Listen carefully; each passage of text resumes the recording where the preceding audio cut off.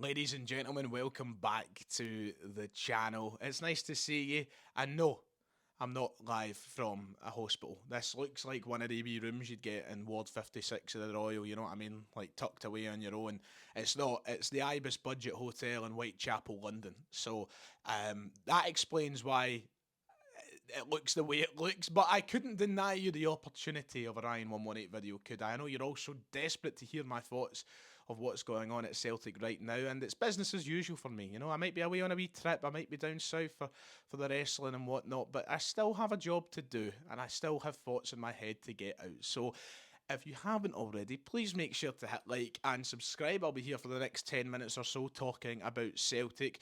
There won't be any fancy editing, no graphics, no transitions, no intros, nothing like that. I have a tripod, a microphone, and a phone camera. So I'm really giving you the best I can with the equipment at my disposal, and we're going to try and make it work. So it's a bit of a throwback. It's raw, and you might be thinking, Ryan, you've got London there, the nice weather. It's 14 degrees outside at 1 o'clock in the afternoon. You could have took us down to the Thames. You could have took us to one of the football stadiums. You could have took us to the O2. You could have had Big Ben in the background. Christ, you could have went and bumped into that clown Keir Starmer and got him involved. I could have done all of these things, but I couldn't be bothered carrying about a tripod, which looks like a police baton. So, yeah, we're here. I hope you appreciate it. Celtic are still 13 points clear at the top of the Scottish Premiership, following our good result, our good performance against Hearts at the weekend. We've got some stories to cover, some quotes from the manager to go through, but, I mean, a good position to be in could have been better, actually. We were this close to maybe extending that lead at the top of the table this past weekend if it wasn't for some late goals at Dens Park. Nonetheless, 4 in a row is in the bag. It has been for a long time. And Celtic, what most importantly here, what Celtic done at the weekend was get a result, a performance especially, that was reassuring to the Celtic supporters and really made up for the disappointment of that Derby defeat a few weeks ago. We needed it. And Hearts are a team who are in good form. They could have came to Celtic Park, and I mean, you consider where Hearts were the last few times we played them this season. Have really picked up and kicked on, and they could have came to Celtic Park and built off the back of what Rangers done and what Hibs done as well, with putting forward a formula to beat Celtic, and Celtic just didn't let them do it. Yeah, maybe the first 5 or 10 minutes it was a slow start. It was a bit sloppy. I see some people saying that's maybe cause for concern, but it's not about how you start the games, it's about how you finish them. And to win 3-0, score 3, concede none, with the injuries that we've got, not our first choice keeper, not our first choice centre halves, and everything that's gone on these last few weeks, to go out there and perform the way we did and get the result that we got, I think is so important. It's just that reassuring result that I think a lot of Celtic fans needed after what was maybe a concerning performance in the derby against Rangers. And what was more important for me was the fact that we got so many players looking back to their best. We saw the disappointment of the performance that Alistair Johnson dropped against Rangers in the derby. He looked back to the level he should be against Hearts. Cameron Carter-Vickers, who was the captain on derby day, he looked far from a captain.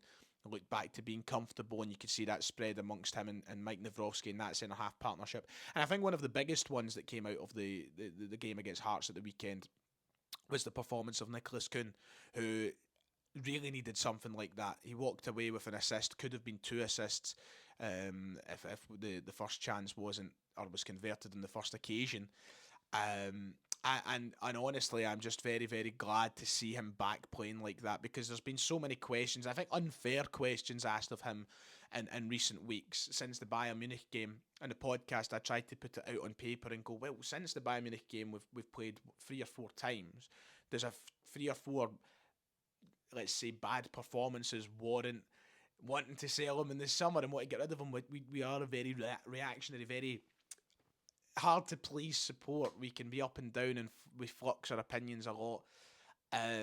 But he's just unbelievable, and yeah, maybe he's needed that rocket up the backside, and he's needed to really pull himself out of something. But the weekend showed me a Nicholas Kuhn, a player who I really want to have here at Celtic next year. I've never been on the side, or even close to the side, of considering selling him, but it was good to get that sort of performance out of him.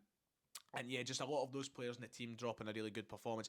I mean, you've got to talk about Vinny Sinisalo and Mike Nawrowski for being in the cold and for not playing any football. The two of them have came in, and especially Nawrowski now, for 2 performances, and really seamlessly fit into the Celtic side and had no negatives to take away from their game. You can nitpick maybe, but generally speaking, Nawrocki, who had 10 minutes of football under his belt before the derby, Sinisalo, who had a game against Raith Rovers where he faced no shots under his belt, they're showing that they can be reliable options if need be. And obviously, somebody like Nawrocki, I think, who could be potentially move on next season, is trying to make the case that he should still be here. Sinisalo, on an even more important note, a player who potentially could be the next number one at Celtic, and Brendan Rodgers did touch on that a little bit. We'll come to that in a moment. Generally, weekend was good for Celtic. Could have been better.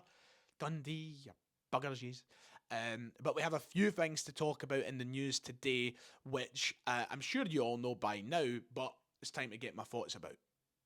So, talking about Viljami Sinisalo, we need to talk about Kasper Schmeichel and his situation, because we did hear Brendan Rodgers speak about it following the game against Hearts at the weekend, and he didn't really have much to add. Sorry for no fancy quote graphics on screen for you, but essentially Brendan Rodgers says we still don't know the time scale for Kasper Schmeichel. We don't know exactly how long he'll be out for, but we know that he has problems with that shoulder. I think by the next press conference we'll hopefully have more finer details. What we heard last week and what we reported on the channel last week was that he was set to undergo extensive MRI tests via the Danish national team. I don't know if that will change to being via Celtic now that he's supposed to return to club action, but I think he'll probably still get it done through the Danish setup and perhaps the Celtic physio team as well, a medical team as well, just so there is their own reports to go through. But we don't have any exacts yet. But what it sounds like from Brendan Rodgers is that he will be out for the season. Just from his tone and from the way he went about things, and don't take this as gospel and don't say that this is me giving you an exclusive. It's not. I just have heard managers speak long enough, and I've heard Brendan Rodgers speak long enough to know some things, and when they kind of hide some of these details, it's usually because there's bad news to follow and they're setting themselves up for the worst. I just have the feeling that Schmeichel's season is over. There's maybe the slight chance of a miracle that he's back by the potential Scottish Cup final should we get there, but I wouldn't hold my breath. But it's not the end of the world, and I've stressed that a number of times over the past couple of weeks. And here was another thing from the weekend to talk about, was Brendan Rodgers' appraisal and really high praise for Viljami Sinisalo after his game against Hearts, and basically saying, look, he was brought in, and there's been a lot of speculation as to Viljami Sinisalo's position in this Celtic team, and should he be seeing more football, etc., etc. And people on my comment section have always been saying, oh, he should be playing more, he's not been doing it, he's not been getting enough chances. Well, and Brendan Rodgers shed some light on that at the weekend by saying, he came in as an understudy. That was the whole point in bringing him in. He was coming in to study under one of the best goalkeepers that the country has seen. And when I say the country, I mean the UK has seen in the last 10, 15 years. Because Kasper Schmeichel is right up there. He's a Premier League winner, an FA Cup winner, soon to be Scottish Premiership winner, and to bring in somebody as young as Viljami Sinisalo, whose career will go on hopefully as long as Kasper Schmeichel's. This season was really just about being there at Lennoxtown, taking in the training, taking in the experience working under Kasper Schmeichel, then going from there. So Brendan Rodgers kind of reiterating on that point over the weekend, and I think that sheds some light on the situation as to why we've maybe not seen him as much. But I've always said, look, there was never really any occasions to bring him in until now, till Schmeichel's injured. People going, oh, he should have played in a cup here and there. But, if you want to win a cup, you've got to play your best players. And he got his chance against Raith Rovers, which was good. But Schmeichel, no reason for him to be dropped. In the twilight of his career, where he's wanting to win every game and play every game he can before he's hanging up the gloves, there's a reason he's doing that. So, time frame wise, we don't have any exacts as to when Schmeichel could be back yet. But Viljami Sinisalo, high praise, looking good. And I was happy with what I seen of him over the weekend.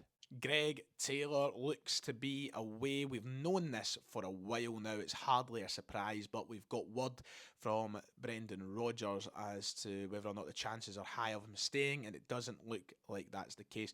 His exact words were essentially, I'm trying to do this from memory here because I have one screen to use as a camera, but essentially his words were, it looks more likely he will leave now than stay.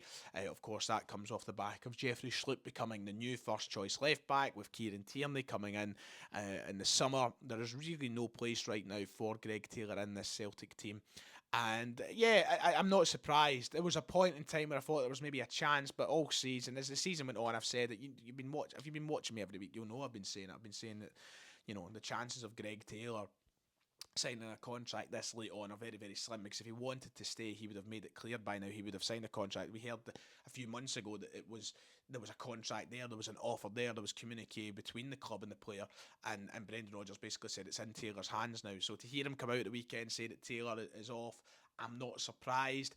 I can't blame Greg Taylor. I think it's probably right for both parties. Look, Celtic needed an upgrade. We got a hefty upgrade in Kieran Tierney.